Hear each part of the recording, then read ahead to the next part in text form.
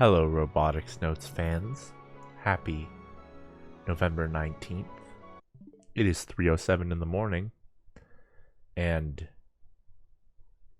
on release day was when Amazon sent me an email saying that my copy of Pokemon was going to be delayed.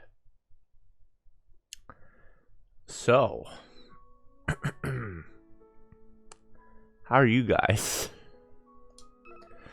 Let's load the data.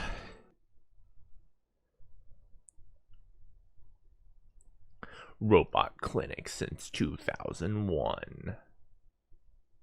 4:43 p.m. Doc! Jun was told about the explosion at the robot clinic during 6th period class that day. Fortunately, we were relieved to hear that nobody was seriously injured, but an explosion is still no small matter. Thus, together with Jun and Subaru, Kai said he had business at Fraubo's place, I rushed over to the clinic. Yo, you came? Doc is acting like nothing happened at all. What? I heard there was an explosion. You're completely okay? What, did Go tell you? What a big mouth. Doc licks his tongue and scoffs through his nose. Please, I ain't the type to make a mistake and get hurt. But there was an explosion, right? What happened? At the very least, there are no holes in the walls or ceiling. Did the monopole explode? Monopole isn't what exploded. Then what? I was testing some things and I got a bit careless with fire. Anyways, it wasn't a big deal. I was working outside, so the store was fine too. Don't be making a fuss over a little explosion here and there. Sounds to me like you made plenty of mistakes. I can't believe it. Jen is still standing at the store entrance, listening from a distance. She's trembling and holding back tears. Whoa, she seems real angry. You don't see her with an expression like that too often.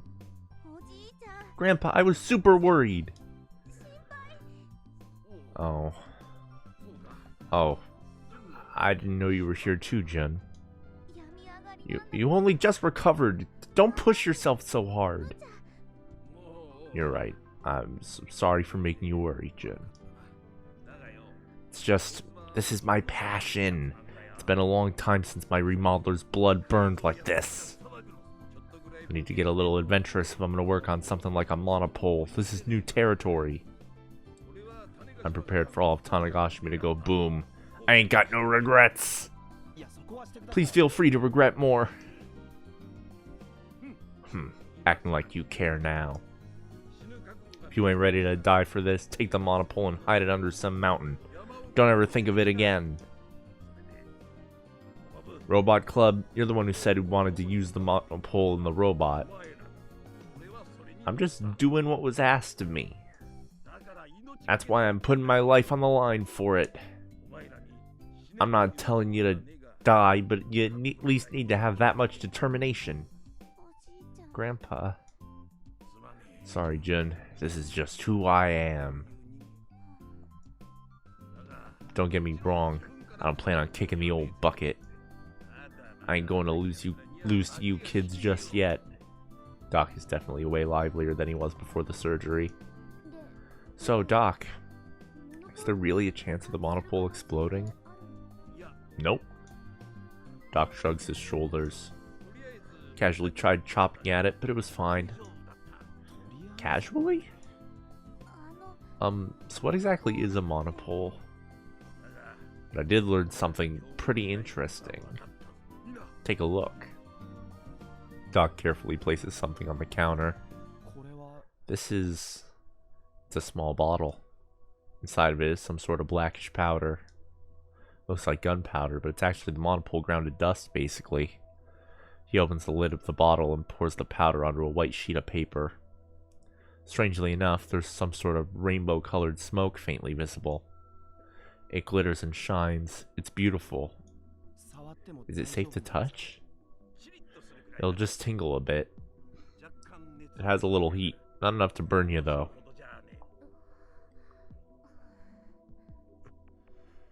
It's not just me. Everyone's gone quiet upon seeing the strange substance. Amateurs like us shouldn't be messing with this stuff. I almost feel guilty about it. We tread in God's domain. Oh please, enough melodrama. I'm not being melodramatic. If anything, you should say that heaven has blessed us with its treasures. Who's being melodramatic now? Well, who cares? Either way, I'm the one who asked him to look into this. Which means I'm the one who needs to plant my feet on this. Doc, from your point of view, what do you think of this thing? Be honest. Is it dangerous? Can it be used? Doc then narrows his eyes and stares straight at me. Doc? Those eyes are yours. Right now they look just like your sister's. Really? Yeah, I guess you two really are sisters. For some reason, Doc seems happy. Heck, I'm happy that he said I remind him of Misa. I mean, I know I still have a long way to go before I can stand shoulder to shoulder with her. But still, hearing that is enough for now. I'm getting hyped up. Well, I don't have a conclusion until I actually incorporate it into a motor and see the results. Doc explains how he'll compress the powdered monopole into a core, then wrap a coil around it like a magnet. If we can use it for an electric motor, hobby robot know-how would be really useful. Right, Subaru? Indeed. And we can reduce the load on Fraubo a little, and... Yesterday, Kai went to try and talk her into helping us, but she said no again. I bet she'd help if we made things a little easier on her. And it's then that all of our phone droids simultaneously let off their warning sound. Huh? A message? No, my phone droid rang too. It's the earthquake early warning system? Subaru takes his phone out faster than anyone and checks it. Then the lights in the store suddenly start flickering over and over again irregularly. Huh? Subaru immediately loses his usual composure. I can tell from his gaze that he's reading the text on his phone droid's screen. What's wrong? Subaru gulps loudly, then looks up at us with an aghast expression on his face. It's a solar disturbance.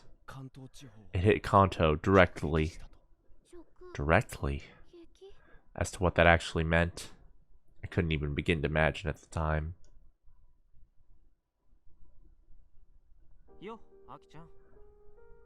Alright, it's still 11:19. Yo, Aki-chan! I poke my head into Akio's room, and Madam President, my childhood friend, is sprawled out on her bed. She's staring at her phone droid in a sad position.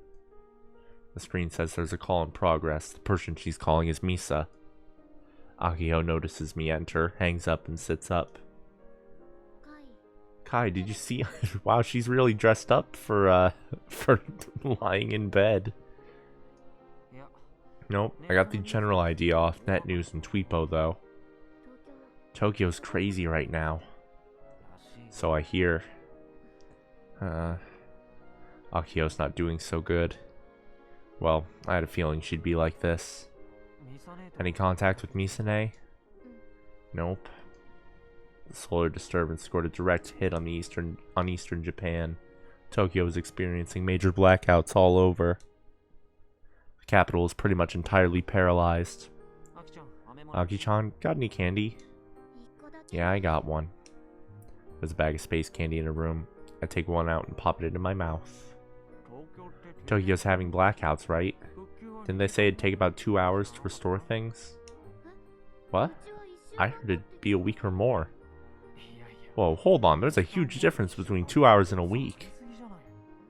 Info is really all over the place. It's hard to tell what's true or not. They say calls aren't connecting because everyone is trying to contact their loved ones at once. But other places are saying it's because the base stations are switches are down from the blackout. If it's actually just too congested, you should be able to connect after waiting a little bit. But if the base stations are knocked out, it might take some time to get everything up and running again. I was watching from the news, but it wasn't even being broadcast from Tokyo. It was from Osaka. Special news reports are always from Tokyo.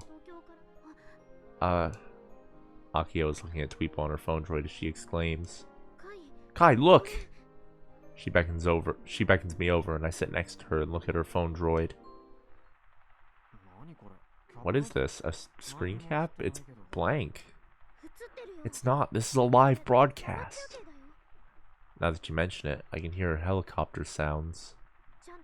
According to the captions, they're over Tokyo in a helicopter. This is over Tokyo? The entire screen is darkness. Pitch black. There's not a single light to be found anywhere. Akio raises the video volume. It's pitch black. Even Tokyo, the sleepless city, has not a single light left to illuminate it. The reporter is nearly screaming.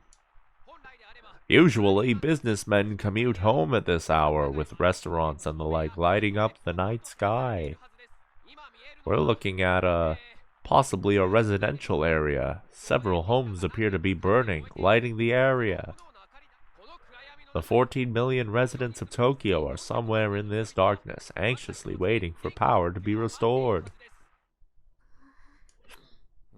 Even our island is brighter than this. People are saying that this disturbance might have been stronger than the one that hit America during the summer. Akio mutters, startling me. I think back on the Kamijima reports. If Project Adam fails in 2015, large solar disturbances will next arrive in 2019 and 2020. Once past that, the sun will enter a period of stability. In other words, this period of maximum solar activity is a convenient trigger for the Committee of 300. One could say that for the next decade, the Earth will become a favorable testing grounds for the Committee of 300. A large-scale solar disturbance in 2019. There was that one in the summer, so I wrote it off and thought we were safe. But you're telling me this one was stronger? The one that hit the North American West Coast in the summer caused riots in the cities. It took over a month for things to settle. And because of that, I can't help but be concerned that Tokyo is in danger. Plus, it's the metropolis with the highest population in the world, the heart of our government and economy. What's going to happen now that Tokyo is paralyzed? Hey, Kai, Misa's gonna be okay, right? Akio is uneasy, but I don't have the words to comfort her. After all, there's no way for us to get accurate info on Tokyo from all the way over here. I personally tried calling Misane several times, but she didn't pick up. It feels unreal. How many times have I felt this sensation since the year began?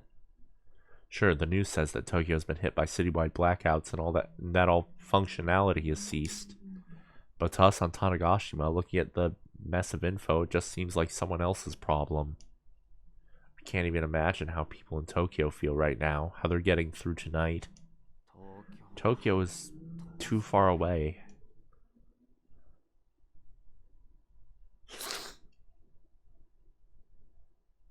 This is the 20th! You trickster! Gotta make a save file. Because it skipped to the 20th. These tricksters, with their daily records, making me do bad. Tisk, tisk, tisk. Well, everyone, I'll see you all tomorrow for another episode of Robotics Notes Elite like Animal Crossing. Thanks, friends. I had a bad day today. I didn't get my Pokemon. I paid extra to have my Pokemon come on release day. It didn't come. I placed an order for dinner. I was like, well, I'll buy myself food instead of, making my own dinner. Because, that's comfy. It'll make me feel better. I got, most of my order wrong. So that sucked. It's been a rough one. But, you know what they say. No Chio.